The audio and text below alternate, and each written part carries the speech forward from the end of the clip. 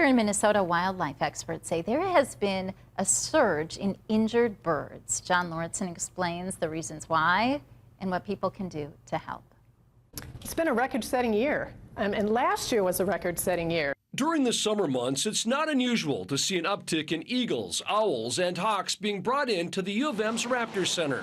What is unusual is the record pace they're being brought in.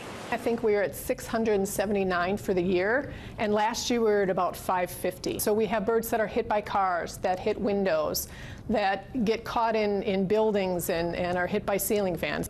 Lori Arndt is the interim executive director. She says weather is a big part of this. A milder winter means more mice, and more mice means more food for raptors, which in turn means the population soars. Our baby season has been just really, really busy. Those same chicks have fallen victim to storms and high winds, which have knocked down raptor nests.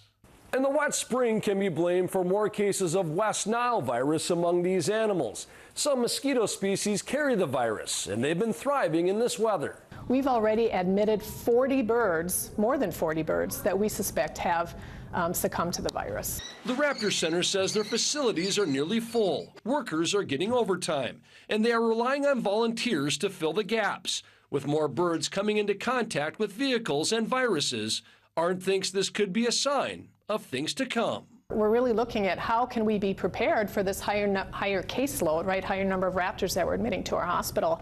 How can we be proactive so, we're better prepared for it?